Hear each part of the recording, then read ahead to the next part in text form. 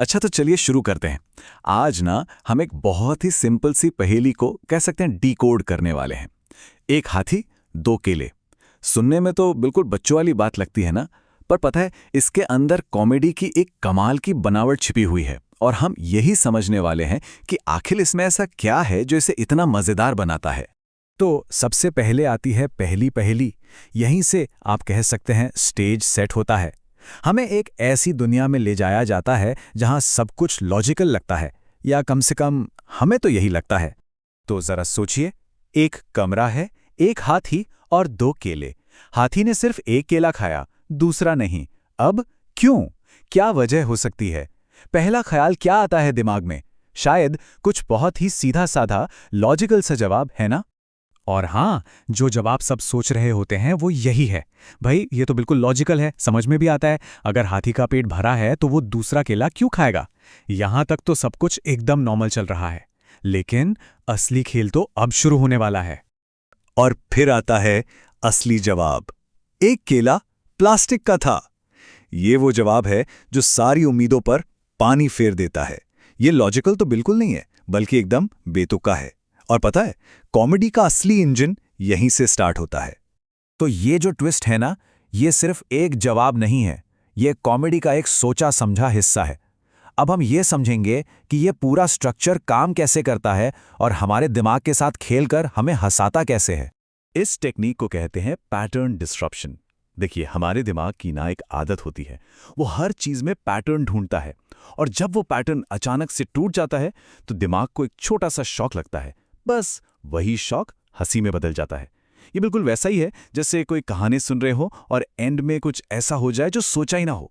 तो यहां पर भी यही हुआ। पहेली ने एक लॉजिकल सवाल का पैटर्न बनाया, लेकिन जवाब ने क्या किया? एक बेतुका जवाब देकर उस पैटर्न को फौरन तोड़ दिया। ये समझिए पहला स्टेप था सुनने वाले को ये बताने का कि भाई इस खेल के रूल्स थोड़े अलग हैं। तो एक बार जब ये पहला ट्विस्ट आ गया तो कहानी यहीं खत्म नहीं होती, बल्कि अब तो ये बेतुकापन और बढ़ने वाला है। चलिए देखते हैं कैसे। तो अब आती है अगली पहेली। इस बार हाथी ने एक भी केला नहीं खाया। अब देखिए, हमारा दिमाग पहले से ट्रेन हो चुका है। अब हम कोई लॉजिकल जवाब नहीं ढूंढ रहे हैं। अब तो हम ये सोच रहे हैं कि अच्छा, अब क्या अजीब होने वाला है। और ये जो बेतुकापन है ना, ये एक सीढ़ी की तरह ऊपर चढ़ता है। पहले एक केला प्लास्टिक का था, फिर दोनों केले प्लास्टिक के हो गए, और फिर तो हद ही हो गई, हाथी ही प्लास्टिक का निकल गया। मतलब हर स्टेप पिछले वाले से भी ज्यादा अजीब।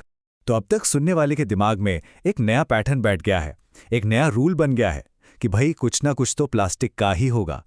और इस नए रूल को याद रखना बहुत जरूरी है, क्योंकि असली मजा तो आखिरी पंचलाइन में है जो इसी पर बेस्ड है।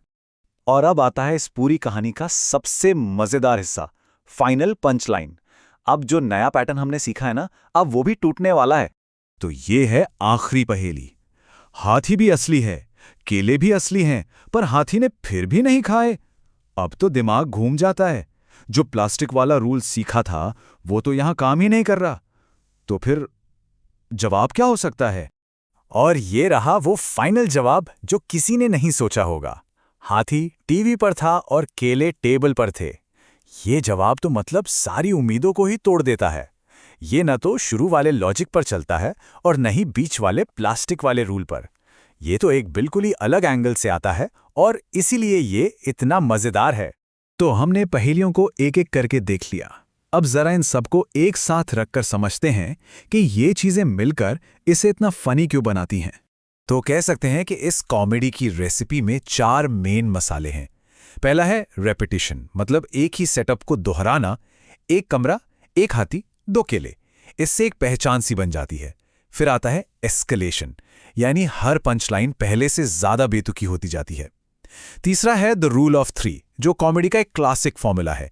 एक सेटअप, दूसरा उसे पक्का करता है और तीसरा उसे तोड़ देता है।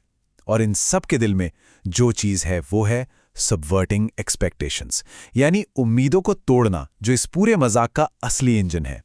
तो असल बात यह है कि ये रूटीन सिर्फ चुटकुले सुनाने के बारे में नहीं है। यह सुनने वाले के दिमाग के साथ एक गेम खेलता है। ये पहले कुछ नियम सिखाता है और फिर उन्हीं नियमों को तोड़ देता है। और इसी तोड़ने जोड़ने के खेल में हंसी पैदा होती है। और आखिर में ये हमें एक सवाल के साथ छोड़ जाता है कि ये जो सबसे सिंपल लगने वाले चुटकुले होते हैं, ये इतने असरदार कैसे हो जाते हैं। शायद इसलिए क्योंकि ये हमारे लॉजिक से खेलते हैं और हमें याद दिलाते हैं कि कभी-कभी सबसे ज़्यादा मज़ा तो बने बनाए नियमों को तोड़ने में ही आता है।